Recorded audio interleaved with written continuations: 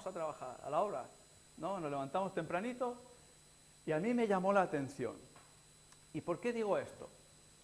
Porque miren, fíjense que hay varias formas de conseguir que los otros hagan tus propósitos o hagan tus deseos. Por ejemplo, a mí se me ocurre, como yo soy padre y tengo una autoridad en mi casa, digo, mira, yo digo que al baño no se entra con el teléfono móvil, porque tengo la autoridad y se cumple. Hay otro hombre, que es un politólogo, que dice que hay 3 formas de hacer que los demás hagan lo que tú quieres que hagan. Y, por ejemplo, es por la fuerza. Una, por ejemplo, si yo te quiero robar, saco una pistola y te digo, dame todo lo que tengas, y tú le das todo lo que tienes. Hay una segunda forma que es pagando. Por ejemplo, yo quiero que tú me hagas un trabajo por el cual yo te doy dinero a cambio. Y podemos tener una negociación y tú me dices, yo quiero más dinero, y como yo quiero que tú lo hagas, pues te doy más dinero. Y hay una tercera forma de que los demás hagan lo que tú quieres, sin necesidad de violencia, ni necesidad de pagarle ni un duro. Que lo hagan gratis y encima que lo hagan contentos y gozosos.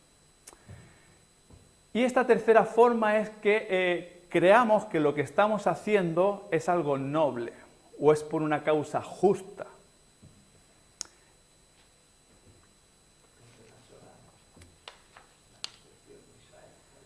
Esto es porque te quieres apuntar a la revolución, ¿vale? Y tú te sumas a este carro y militas en él, o bien o por ignorancia o por convicción propia. Tú decides, o por ignorancia o por voluntad propia, subirte a este carro. Y era esa connotación que quería darle a la palabra vamos. A lo del ladrillo, ¿vale? Que también nos habla del ladrillo. Me hizo mucha gracia. O sea, claro, yo casi todos los ejemplos que hablo me los llevo a la construcción. Y estaba viendo una vez un documental sobre Ur de los Caldeos, y era una mujer, una historiadora, que explicaba que aquella zona era una tierra arcillosa y que, claro, como ellos tenían ahí esa materia prima, podían hacer jarrones, vasijas, podían, incluso su escritura la hacían en barro, la escritura cuneiforme. Y aquí hay un gran detalle que dice que cuando ellos llegaron a la tierra del Sinar, encontraron barro y dijeron, hagamos ladrillos y lo cocemos al fuego, y se endurecían. Ellos esta técnica posiblemente ya la sabían o la habían heredado. Recordemos que ellos no partieron de cero. Ellos tenían conocimientos de la ganadería, de la agricultura, del hierro, de la música. De la escritura también, posiblemente, y de la construcción. Habían construido una nave colosal. ¿Quién dice que luego no hicieran otras si se fueran a otras partes? Con otros animales, ¿no? Y llegaran allí a Honduras o a Chile. Es totalmente coherente lo que sucede aquí, en este pequeño detalle con los ladrillos. Es algo racional. No tiene nada de irracional. Hubiese sido irracional que hubiesen dicho, y hagamos las paredes y las forramos con pladur. No encajaría. ¿Verdad que no? Pues esta técnica es una técnica ancestral de hacer ladrillos. Hasta el día de hoy se siguen cociendo ladrillos y vendiendo, y la gente se gana la vida con ellos. El otro día aquí estuvimos hablando de reconocer a Jesús, porque muchos aman a Jesús y muchos hablan de Jesús. Incluso hasta los católicos le dicen, ¿tú amas a Jesús? Sí, ¿a cuál de ellos? ¿A Jesús el Santo Cristo? ¿A Jesús el Nazareno? ¿A Jesús? ¿No? Nada. Y sin ánimo de tampoco de meterme con ninguna, de mofarme de nadie, ¿vale? No es la mofa, sino tener entendimiento. En el libro del Mormón dicho sea de paso, el lenguaje que utilizan es muy bíblico. Aparentemente, la escritura es muy similar. Aquí tenemos uno, bueno, voy a citar yo un versículo ya. Se parece mucho el lenguaje al lenguaje hebreo. Dice que en el libro del Mormón relata una multitud de batallas. Es que es muy parecido. Claro, él saca otros nombres, otros lugares. Bueno, relata muchas batallas, batallas con espada, con arcos y con flechas, ¿no? Y por ejemplo, hay unas cuantas, voy a citar algunas, ¿vale? Mire, la fecha aproximada, porque ellos creen en Jesús también. O sea que yo puedo aquí referirme a antes de Cristo y después de Cristo. Cronológicamente coincide, ¿vale? Del año 570 al 555 antes de Cristo encontramos un conflicto, se llama Primera Guerra Nefita-Lamanita. Estos dos pueblos se unen, se enzarzan en una batalla, y eso lo encontramos en Segunda de Nefi. Por decir otra, del 200 al 160 antes de Cristo encontramos la guerra del pueblo Cenif, y esto lo encontramos en Mosiah. Un poquito más para acá, en el año 17, del 17 al 21 después de Cristo, encontramos guerra antes de la venida de Cristo. Y esto lo encontramos en Tercera de Nefi. Y dijéramos, la batalla que hubo más próxima a nosotros, que fue alrededor del año 385 después de Cristo, la destrucción final de los nefitas en el libro del Mormón. Vamos, tengo unas fotos, la primera foto de estas guerras. En su libro, por ejemplo, sí que aparece fotografía esta, ¿no? Aquí vemos una batalla, no se ve muy bien, pero ahí está Samuel en la manita, aquí vemos que tienen un arco, y en la siguiente foto que hay, que se supone que es Morón, ¿vale? Y Morón está enterrando ahí o va a esconder unos escritos, y fijémonos que tienen aquí una espada. Moroni, eso, Moroni luego llegaría a ser un semidios, ¿vale? Porque ellos creen que todos nosotros tenemos la capacidad de ser unos semidioses, depende de si, bueno, cómo obremos. Y vemos aquí la espada de Moroni, ¿vale? ¿Qué ocurre?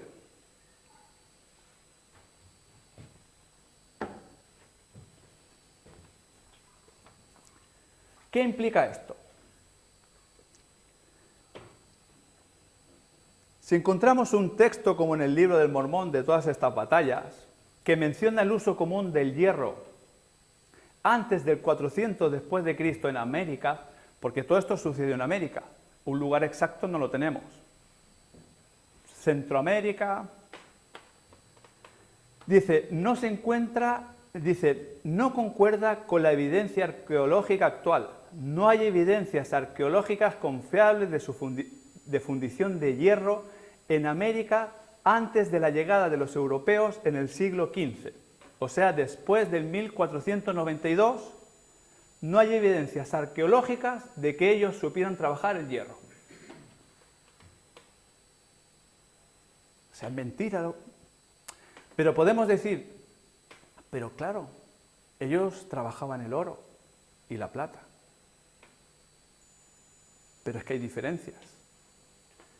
El oro y la plata son materiales puros. No necesitan altas temperaturas para ser trabajados.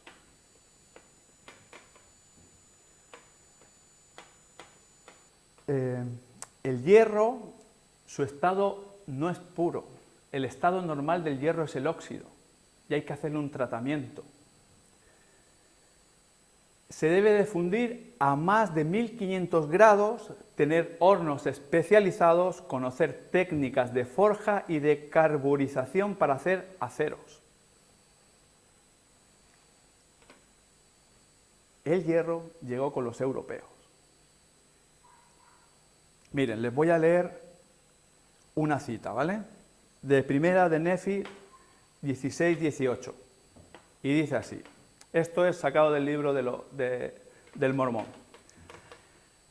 Y aconteció que yo, Nefí, al volver a tensar mi arco, he aquí que se me rompió, y no poseíamos provisiones. ¿Veis el lenguaje? Y mis hermanos estaban enojados conmigo por causas de la pérdida de mi arco, porque era hecho de acero fino.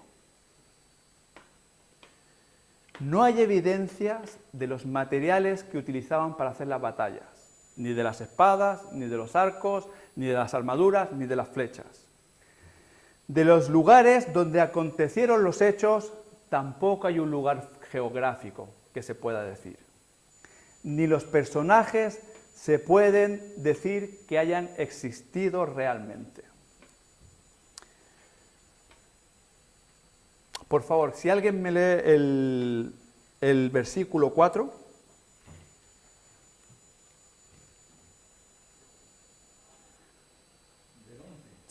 Sí, vamos a estar siempre en el 11, ¿vale? Y dijeron, vamos, edifiquemos una ciudad y una torre, cuya cúspide llegue al cielo, y hagámonos un nombre, pues si fuésemos esparcidos sobre la faz de toda la tierra. Aquí encontramos otra vez el unísono de vamos, edifiquemos. Aquí detrás tenemos a Nimrod, vigoroso cazador, caudillo.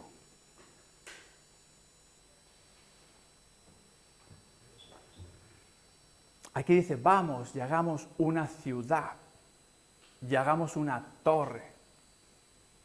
No como la de Caín, que aquello era un pueblucho. Nosotros vamos a hacer una ciudad de verdad a la vanguardia. ¿Cómo la hicieron? Con ladrillo. ¿No? ¿Sí? La torre y los ladrillos, ya para dejar ya un poco los ladrillos de un lado, tengo unas imágenes, unas pequeñas imágenes que se llaman zigurats.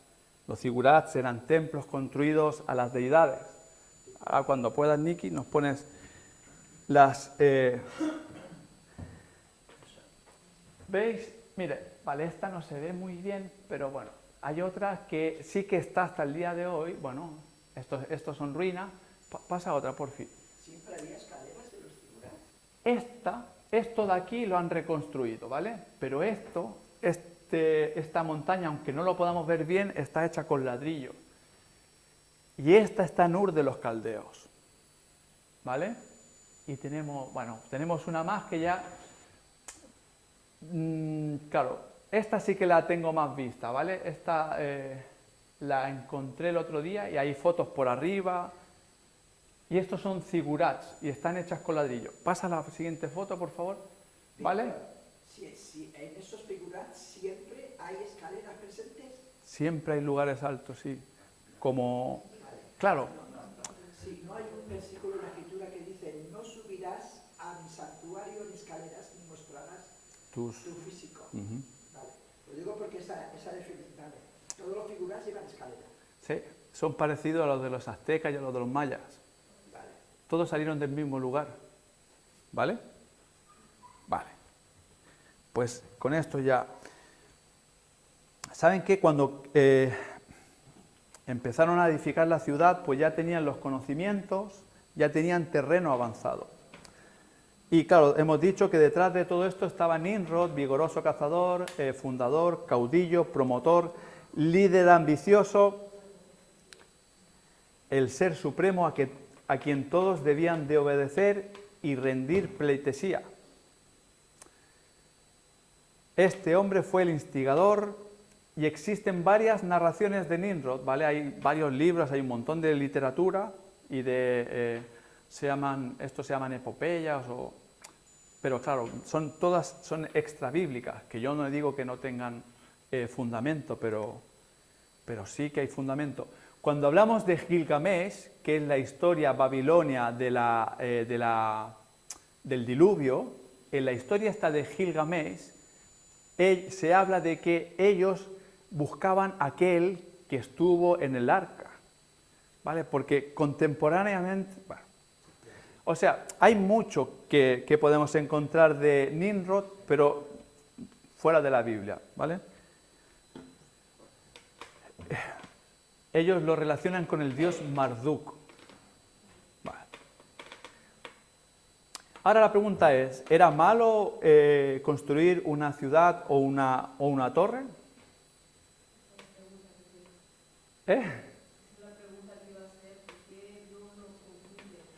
¿Era malo hacer la torre o edificar aquella ciudad? Lo que era malo era la desobediencia que ellos tenían al mandato, porque el mandato era claro, llenad la tierra. La negativa y la rebeldía a no obedecer el mandato de llenar la tierra. ¿Y sabes qué pasa? Que ellos lo manifiestan abiertamente. No queremos que nos disperses. Qué contrario, porque normalmente lo que hace el hombre es desunirse. Y en este caso se unen y se ponen a... No te creas, porque todos queremos vivir apelotonaditos, en Barcelona. ¿Por qué no nos vamos a vivir fuera de Barcelona? Las grandes urbes. Mira, al final del versículo 4 lo manifiesta claramente. Dice, por si fuéramos esparcidos, ¿no? Porque Dios es lo que quiere, que nos esparzamos. Hagámonos un nombre entre las naciones. Eso era lo malo.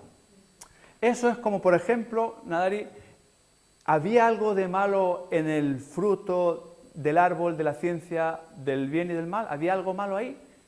¿Olía mal? ¿Era malo a la vista? No, acaso era codicia. Pero ¿qué ocurre? Que pesaba sobre él, había un mandamiento. Y esto lo cambia todo. Obediencia.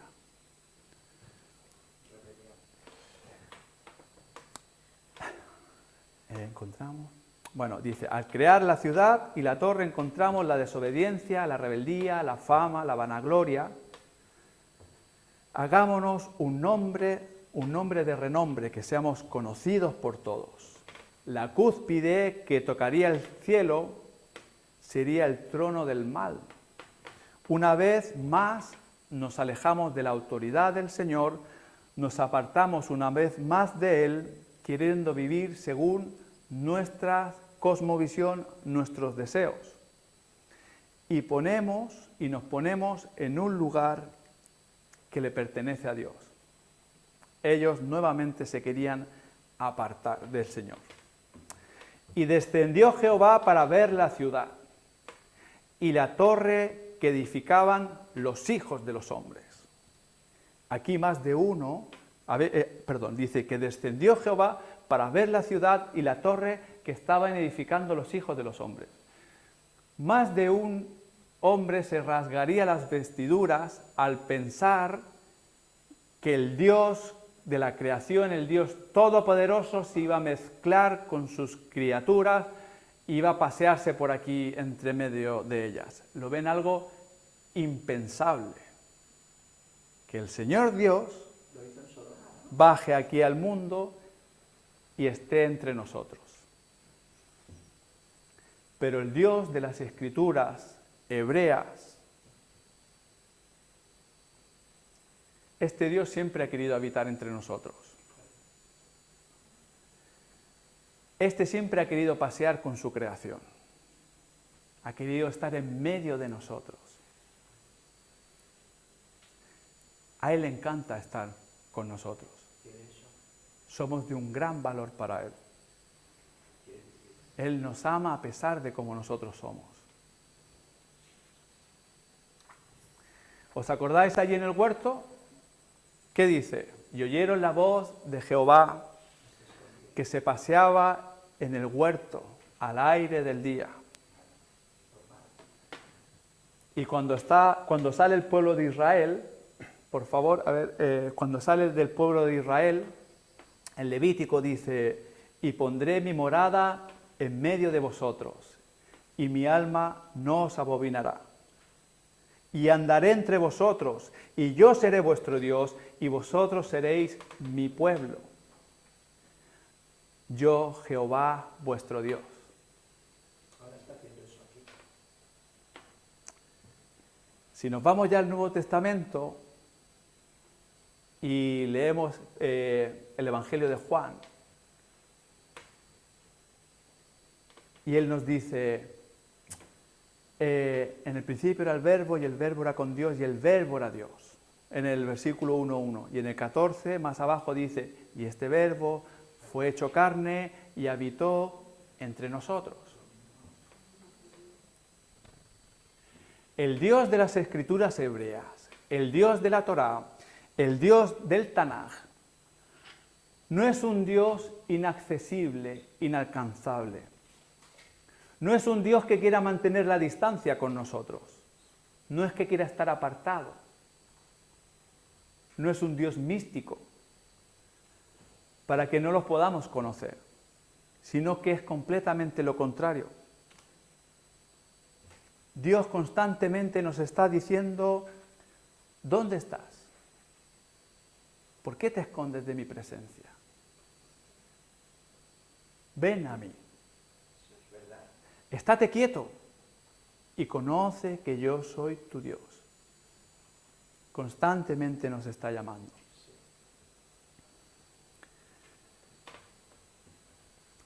Y dijo Jehová, aquí llegamos a un punto que el otro día él sí me preguntó. Y dijo Jehová, he aquí el pueblo es uno, y todos estos tienen un solo lenguaje, ya han comenzado la obra y nada les hará desistir ahora de lo que han pensado. Perdón, es el siguiente versículo. Dios sabía los propósitos de las Naciones Unidas aquí mencionadas. No se detendrían por nada. Sabemos que el hombre tiene una capacidad increíble de convertir un don en una maldad, algo bueno en algo malo. Y esto que aparentemente aquí parecía bueno, estaba a punto de convertirse en una apostasía colectiva. Por eso tiene que intervenir. Estaban dejando a Dios de lado. Ya no lo adoraban como el Dios creador, sino empezarían a adorar cualquier otra cosa. Se apartaban de la verdad. De hecho, se dispersaron llevándose un trocito de todo esto que vieron aquí. No dan gracias a Dios. Mire, cuando llegan ahí a la tierra del Sinar, si hubiese sido Noé, ¿qué hubiese hecho? Un altar. Jehová, gracias por estas hermosas tierras. ¿Y ahora qué hacemos? No consultaron.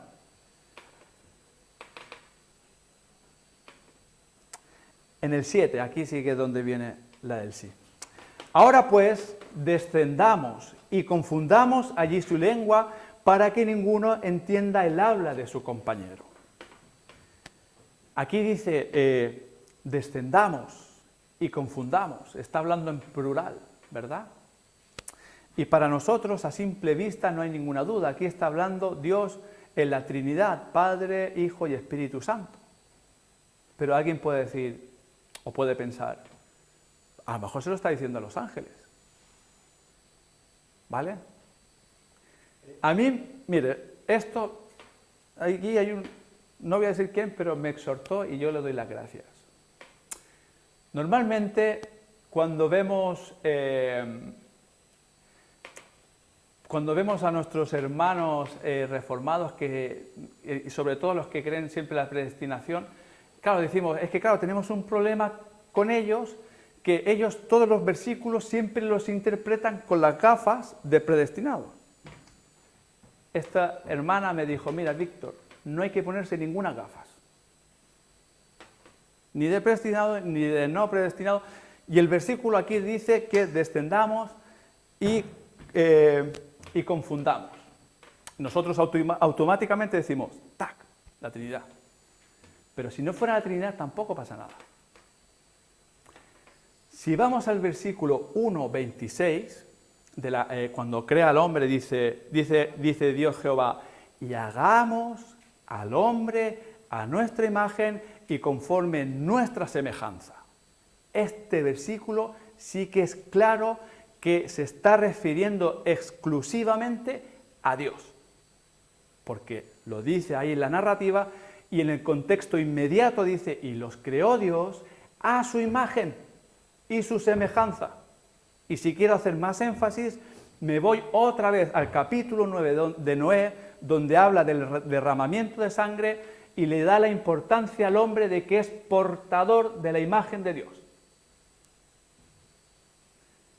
Nuestra creencia trinitaria en Dios, Dios la remuestra de una forma progresiva a través de la Biblia y la encontramos. Cuando en el mismo Juan, mire, en Génesis 2.7 dice que, Génesis 2.7 dice, entonces Jehová Dios formó al hombre del polvo de la tierra y sopló en su nariz aliento de vida. La Reina Valera antigua dice, y fue un alma viviente. Aquí dice, y fue un ser viviente. Dice aquí que Jehová sopló aliento de vida en él. Y si nos vamos a Juan, vamos a leerlo, al Evangelio de Juan, al capítulo 1, vamos aquí a ver al Dios trinitario.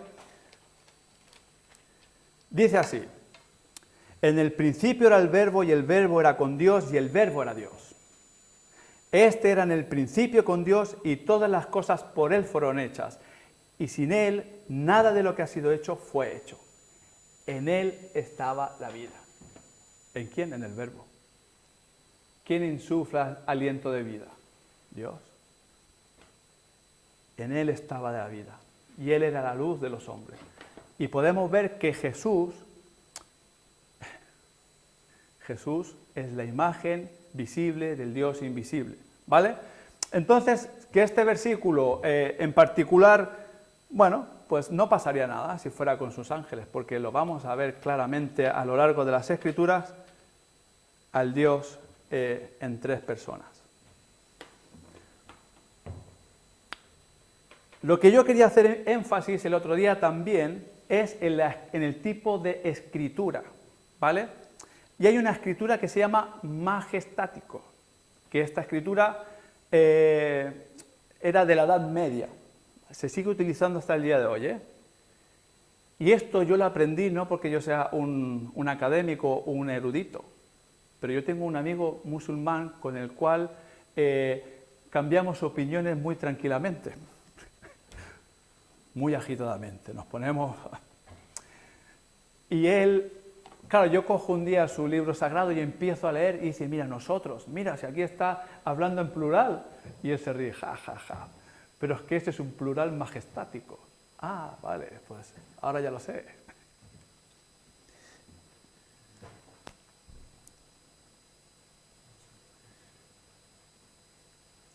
A ver.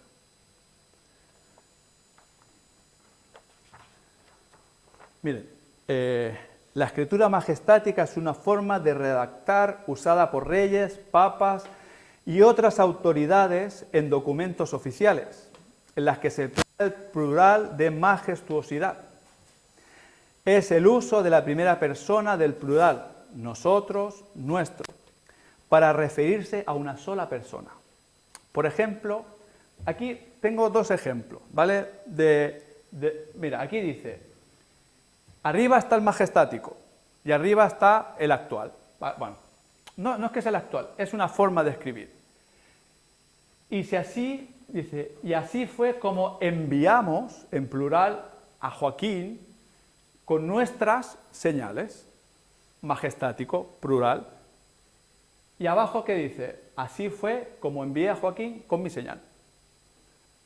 ¿Lo veis? ¿Se entiende? ¿No? El hombre, para ensalzarse o para creerse superior o para hacernos entender que es superior, habla en este idioma. Esto es de hombre. ¿Vale? Quiere dar una... Y tengo otro. Y aquí dice, nos decretamos, yo decreto. En cierta forma aquí notamos un ápice de inferioridad. Y para yo hacerme superior a vosotros, pues tengo que hablar de esta forma. Pero el Dios de las Escrituras hebreas, el Dios majestuoso, omnipotente, omnisciente, omnipresente, no le hacen falta utilizar estas artimañas para decirnos que Él es el Dios verdadero.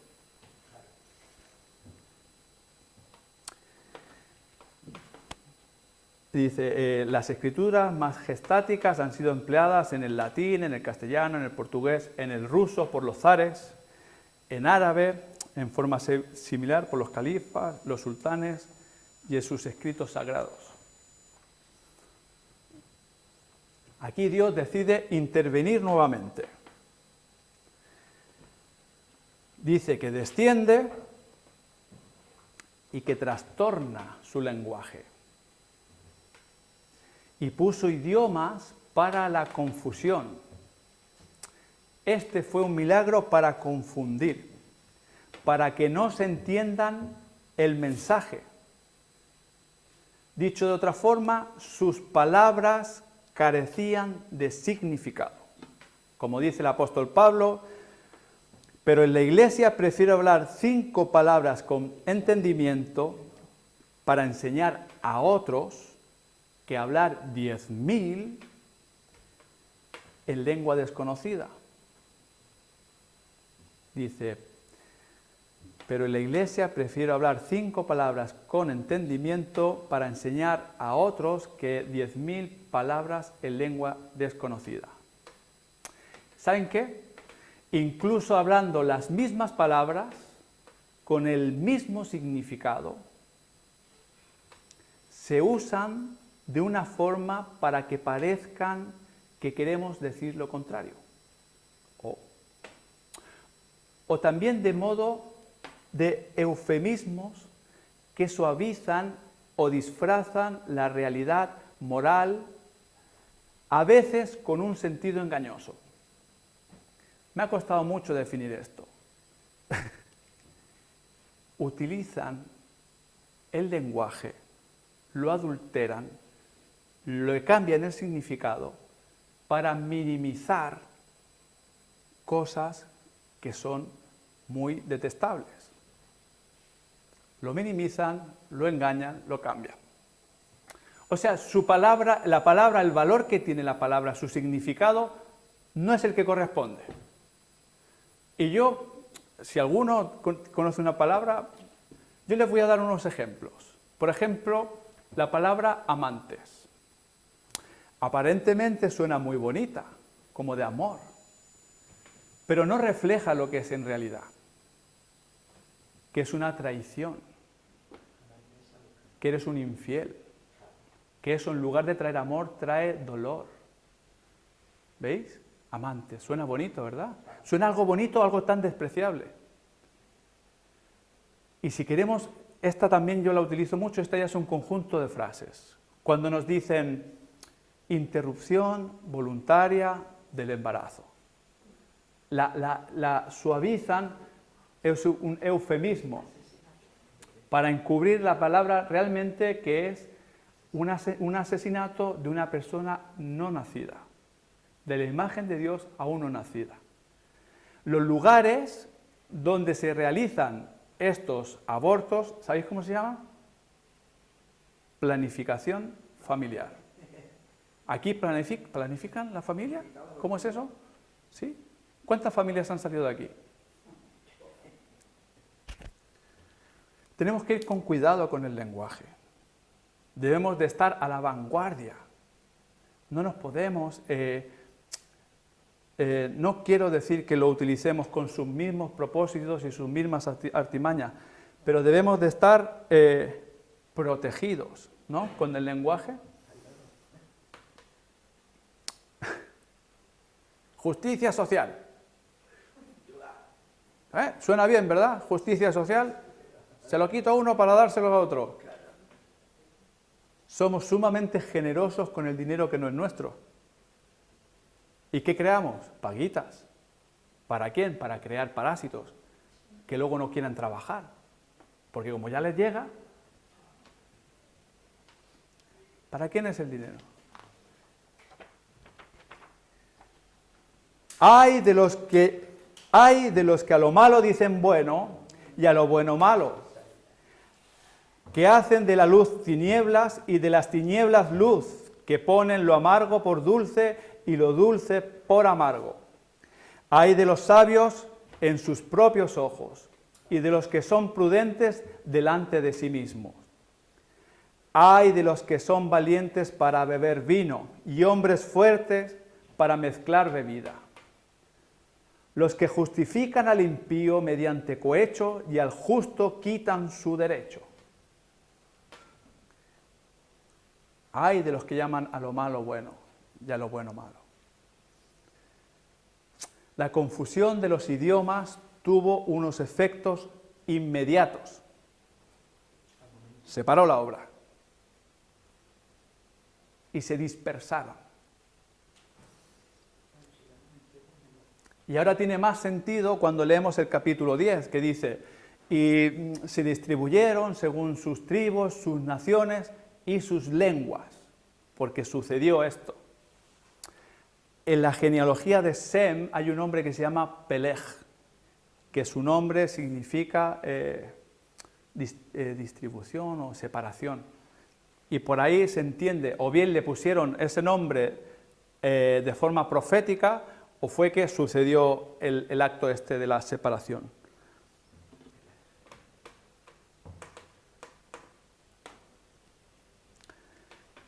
Los hombres que estaban edificando la torre se dieron cuenta enseguida que esto había sido un acto sobrenatural, se dieron cuenta de la intervención de Dios y no les quedó remedio que dispersarse. Por favor, si alguien me lee, ya vamos terminando, ¿vale? Los versículos 8 y 9 del capítulo 11, en voz alta.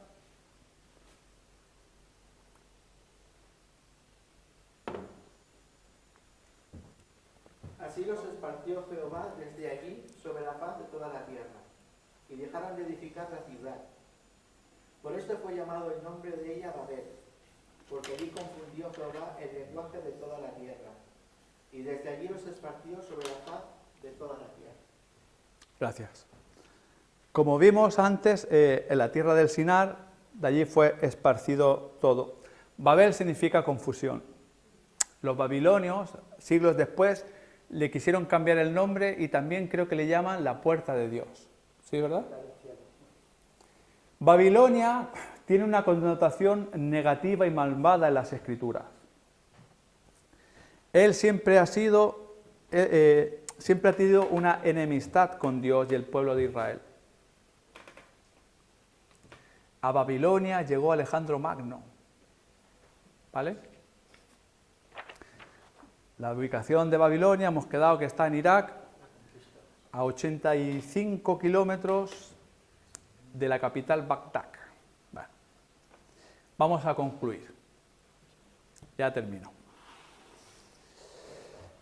Hemos visto la historia de la humanidad desde Adán hasta la descendencia de los hijos de Noé. Hemos visto la caída del hombre. Hemos visto sus consecuencias. Hemos visto el justo juicio de Dios. Hemos visto al hombre apartado de Dios y cuáles son sus caminos, su deterioro, su corrupción, su maldad. Hemos visto el justo juicio de Dios de un corazón perverso del hombre. Hemos visto el punto de unión entre las naciones. Hemos visto cómo se distribuyeron, hemos visto la única explicación verdadera a los orígenes de los idiomas. ¿Saben qué? Sabemos de dónde venimos. Amén.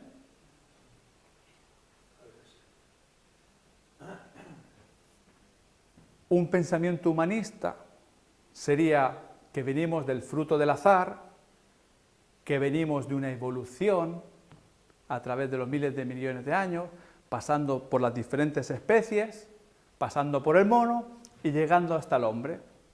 Conclusión: no tienes propósito ninguno en esta tierra. Como estás aquí por casualidad,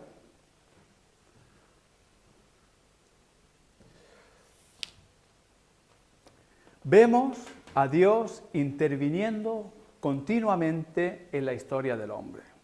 Lo vimos en el huerto del jardín buscando a Adán. Lo vimos con el diluvio. Lo hemos visto en la confusión ahora aquí en la Torre de Babel. Lo hemos visto a través de los patriarcas, de los reyes, de los profetas. Y en los postreros tiempos se ha mostrado y se ha revelado a través de su Hijo Jesucristo. Como dice en Hebreos, Dios, habiendo hablado muchas veces y de muchas maneras en otro tiempo, a los padres por los profetas, en los postreros días nos ha hablado por el Hijo, a quien constituyó heredero de todo y por quien asimismo hizo el universo. Sabemos de dónde hemos venido y entendemos que el Dios de la creación siempre ha intervenido en la humanidad. Siempre se ha manifestado.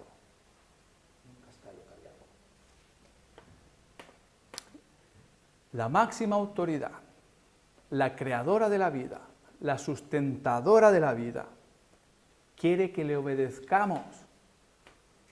Os hablo como creyentes. Y esta obediencia, creedme que es para nuestro bien. Él no tiene aquí ningún interés. ¿Cómo conocemos a lo que Él nos quiere enseñar? A través de su Hijo, por su palabra. Jesús es el Maestro y es el único que tiene palabras de verdad y de vida eterna. No tenemos excusa. Jóvenes y no tan jóvenes, no hay excusa. O vivimos junto a Dios o vivimos separados de Él. O vivimos en obediencia o en rebeldía. O vivimos en vida o en muerte. O caminamos en luz o en tinieblas. Para los que creen en Él, en su nombre, para los que tienen su confianza puesta en Él, para los que le temen al Señor, para los que creen en el Dios del Tanaj, de la Torá, de la Biblia. Dios hoy en día se sigue manifestando al mundo y a Él le ha complacido que nosotros formemos parte de sus propósitos. Tenemos un propósito. El Señor nos dice, vosotros sois la sal. Vosotros sois la luz de este mundo. Si han guardado mi palabra, también guardarán la vuestra.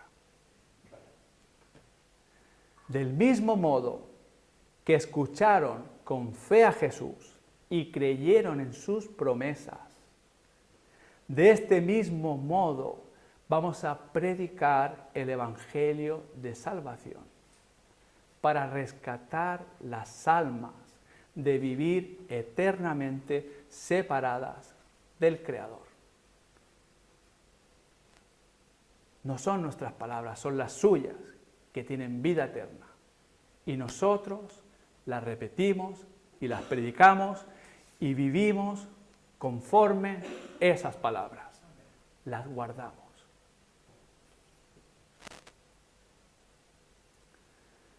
Nosotros somos sus representantes y sus embajadores. Vale, con esto concluimos. Vamos a orar al Señor para despedirnos. Padre nuestro que estás en el cielo, te damos las gracias, Señor, otro día más y todos los días hasta que estemos delante de tu presencia. Te pido que nos ayudes a ser obedientes, a esforzarnos, Señor, a ser dependientes de ti y tenerte siempre en cuenta. Te quiero pedir, Señor, por aquellos que hoy no han podido venir, por su salud, Señor. Te quiero pedir por la semana que comienza ahora, y pedir tu ayuda para todos nuestros trabajos. Te damos gracias esta mañana, en el nombre de tu Hijo amado, Señor. Amén. Amén. A ver. Hay una noticia